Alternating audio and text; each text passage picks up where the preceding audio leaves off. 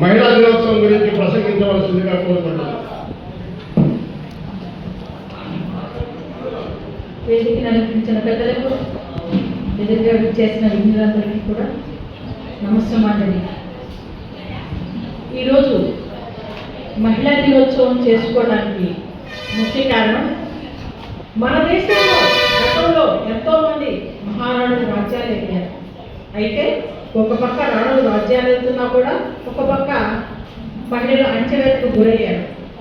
అది ఎప్పటి నుంచి అంటే మన బ్రిటిష్ వాళ్ళు వచ్చిన దగ్గర నుంచి. ఎందుకంటే అమెరికాలో వాళ్ళ మహిళలకి కనీసం ఓటు హక్కు లేదు, పని వేళ ఎక్కువ, జీతం తక్కువ. ఈ కారణంగా వాళ్ళు ఉద్యమం లేదు. కాబట్టి వాళ్ళు ఉద్యమించిన ఇరువులు తర్వాత రష్యాలో కూడా జేబీగా జరగడం వల్ల రష్యాలో వాళ్ళు కూడా ఉద్యమించి వాళ్ళు వీళ్ళు అందరూ కలిసి ఒక దినోత్సవాన్ని పెట్టుకున్నాము. అది ఆ పెట్టుకున్న రోజు మార్చి 8. కాబట్టి ఆ దినోత్సవాన్ని శ్రామిక దినోత్సవం, మహిళా శ్రామిక దినోత్సవంగా అప్పట్లో చెప్పారు. ఈ రోజున మనం ఇప్పుడు ప్రపంచవ్యాప్తంగా అంతర్జాతీయ మహిళా దినోత్సవం జరుపుకుంటున్నాం. కానీ నేను గతంలో మన రాష్ట్రంలో, ముఖ్యంగా ఆంధ్రప్రదేశ్లో మరియు భారతదేశంలో ఉమ్మడి కుటుంబాలు ఉండేవి. మన సోదరి చెప్పిన ప్రతి ఒక్క వాల్యుబుల్ లా పాయింట్లన్నీ కూడా మనకి నిత్యం అవసరమయ్యేవి.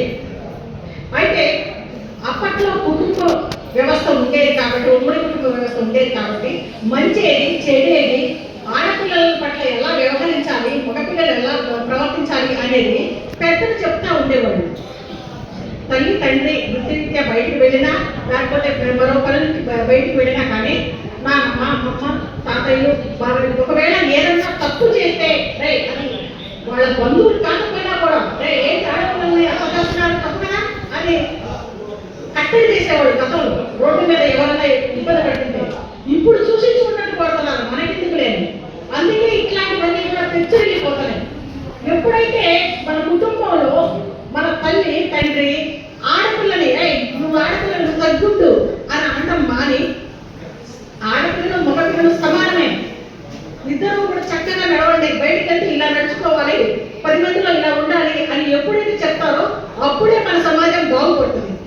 మనం మన పద్ధతులు మర్చిపోయి, మన బాధ్యతలు మర్చిపోయి ఎంతసేపటికి ప్రభుత్వాలని చట్టాలని ఇప్పుడు వాటిలో లోపాలు ఉండుండొచ్చు, వాటికి సరిమని మనం అడగడంలో తప్పులేదు. కానీ ఎంతసేపటికి వాళ్ళని దుమ్మించిపోయడం అనేది కరెక్ట్ కాదు. ముందు మనల్ని మనం సమర్థించుకుందాం, మనల్ని మనం సంస్కరించుకుందాం, మన బిడ్డలకి మనం ఆదర్శంగా నిలుతాం. పూర్వకాలంలో బయట ఎవరైనా భోజనం తింటే ఏనా కళ్ళ మంటనా బయట పెట్టేసిందా అనేవాడు. ఇప్పుడు హోటల్కి వెళ్ళడం ఫ్యాషన్ అయిపోయింది. ఇంటి భోజనం మానేసి ప్రతి ఒక్క పిల్లల్ని ఎవరన్నా మీ అమ్మ ఏ కూర ఉంటుందిరా అని అంటే పలానా హోటల్లో పలానా కూర బాగుంటుంది, పలానా బిర్యానీ బాగుంటుంది, ఇది వాళ్ళు చెప్పుకునేది. అమ్మ వండేది, అమ్మమ్మ వండేది ఇవి కాదు. ఈ పద్ధతులు మారాలి. ఎందుకంటే ఒక పక్క ముష్కరులు విజృంభిస్తున్నారు. ఈ మాదక ద్రవ్యాలని హోటల్స్ లో ప్రతి ఒక్క ఆహారంలో కలుపుతున్నారు. పాకిస్తానీ, చైనా నుంచి దిగుబడైన ఈ మాదక ద్రవ్యాలన్నీ కూడా మన పిల్లలకి ఎక్కించి వాళ్ళలో నిస్సత్వ ఉన్న రక్తం పోతుంది, శరీరాలు నీళ్ళు అయిపోతాయి, ఒక్కసారిగా చనిపోరండి, మనల్ని నిర్జీవం చేస్తున్నారు. అట్లాంటివన్నీ అరికట్టాలి అంటే మనం ముందు మన భోజనం, ఇంటి భోజనం పంపించాలి పిల్లలకి, ఇంటి భోజనం పెట్టాలి. ఎప్పుడో సరదాగా వెళ్ళడం వేరు, కానీ నెలకి 2-3 సార్లు వెళ్ళడం వేరు. ఇంకా ఇప్పుడు 10 సార్లు ఒకసారి, వారానికి ఒకసారి వెళ్తున్నారు. ఇలాంటివన్నీ కట్టడి చేసి మన పద్ధతులను మనం నేర్పించాలి. ఒక పక్కన నిర్మలా సీతారామన్ గారు, నిర్మలా సీతారామన్ గారు వైద్యం వెళ్తున్నారు. మరి మినిస్టర్గా ఆమె ఈ రోజున ఆమె అధికారంలో వచ్చిన తర్వాత 3.8కి నేరాలు పడిపోయినాయి మహిళల మీద. నేను ఒక మహిళగా నిజంగా గర్విస్తున్నాను. ఇట్లాంటి మంచి నిర్ణయాలు తీసుకొని మహిళల పట్ల చట్టబద్ధత చేసి మహిళలకు రక్షణగా ఉంటున్నారు. మన బాధ్యత మనం నిర్వర్తించాం. మన పిల్లల్ని మనం సక్రమంగా పెంచుకున్నాం. పక్కన వాళ్ళని ఎప్పుడు కూడా విమర్శించకూడదు. ఒక మాట సోషల్ మీడియా వచ్చింది. ఈ సోషల్ మీడియాలో విస్తృతంగా అదేమంటే ఫ్యాషన్ అంటున్నారు. కాలేజీ పిల్లలు పిచ్చి పిచ్చిగా చేస్తున్నారు వీడియోలు. వాటిని పిల్లలు ఏం చేస్తున్నారు? గతంలో ఉమ్మడి కుటుంబం ఉన్నప్పుడు పిల్లలకి సపరేట్ రూములు లేవండి. పిల్లలందరినీ కల్పించుకుని ఉండేవాళ్ళు బంధువులందరూ కూడా. కానీ ఇప్పుడు ఒక్కొక్క పిల్లకి ఒక్కొక్క రూమ్ అయిపోయేసరికి వాళ్ళు లోపల ఏం చేస్తున్నారు, వాళ్ళ ఫోన్లో ఏముంటున్నాయి అనేది మనం అవగాహన తీసుకురావట్లా. వచ్చామా, తిన్నావా, నిద్రపోయామా, మళ్ళీ వెళ్ళిపోయామా, ఆ ఆఫీస్కి పనికి వెళ్ళిపోయామా, పిల్లలు ఏదైనా మార్పులు వచ్చినాయా, ర్యాంకులు. ఈ ర్యాంకులు ఎంతవరకు కరెక్ట్, వాళ్ళకి సబ్జెక్ట్ బుర్రలో ఉందా లేదా, వాళ్ళ బుర్రలో ఎక్కిన తర్వాత ర్యాంకులు వస్తున్నాయా, ఉచిత ర్యాంకులు వస్తున్నాయా, ఏ విధంగా మార్పులు వస్తున్నాయని చాలా మంది గమనించట్లేదు. దయచేసి ఇవన్నీ కూడా పరిగణలోకి తీసుకోవాలని తెలియజేస్తూ నాకు ఈ అవకాశం ఇచ్చిన పెద్దలందరికీ ధన్యవాదాలు. థ్యాంక్ యూ అమ్మా. చాలా విషయాలు చెప్పాడు. ఒక పాట కూడా పాడితే బాగుంటుంది అనుకుంటున్నాను. పాడండి. మీరు సింగర్ కాబట్టి ఒక పాట కూడా పాడి మమ్మల్ని ఆనందించే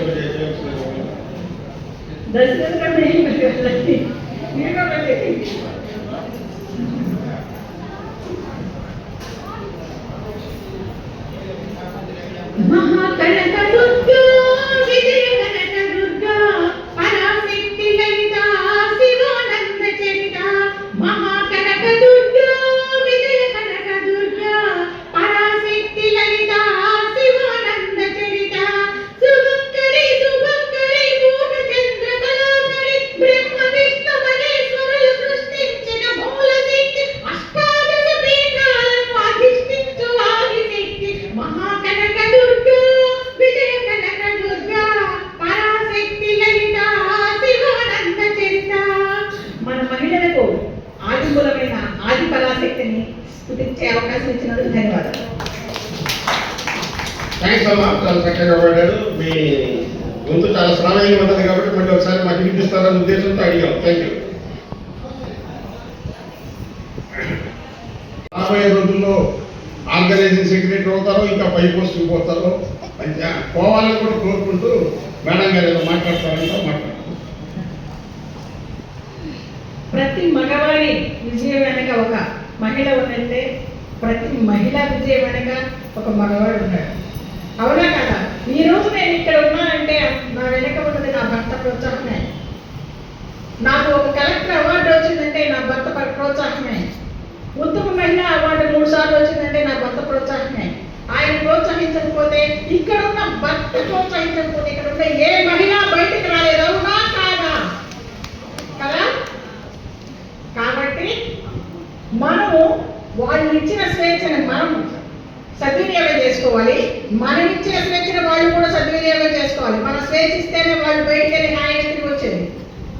కాబట్టి ప్రతి ఒక్కరికి కూడా ఈ విషయాన్ని తెలియజేస్తూ నా భర్తకి నేను ఇక్కడికి వచ్చే ప్రోత్సాహాన్ని ఇచ్చినందుకు, నేను ఇది సాధించిన కలెక్టర్ గారు అవార్డు పొందే కష్టం నేను చేశాను అంటే దాని వెనక ఆయన ప్రోత్సాహం ఎంతో ఉంది.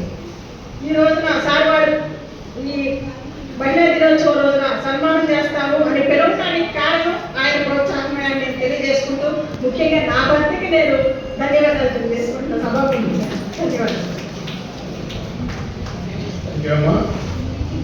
మేడం చెప్పింది నిజమే. ప్రతి మహిళ వెనక ఆమె భర్త ప్రోత్సాహం ఉంటుంది. ప్రతి భర్తకు కూడా మహిళ అతని భార్య ప్రోత్సాహం ఉంటేనే ఆ కుటుంబం బాగుంటుంది. తర్వాత మేడం చెప్పినట్టు వాళ్ళ భర్త డాక్టర్ కాబట్టి నేను చేశానన్నది కరెక్టే. కానీ మేడం కూడా చేయాలని కోరిక, ఉత్సాహము అన్నింటి ఉంది కాబట్టి ఆమె సర్వీస్ చేసింది. ఆమె అందువల్ల వారికి మరొకసారి ధన్యవాదాలు తెలుపుకుంటున్నా.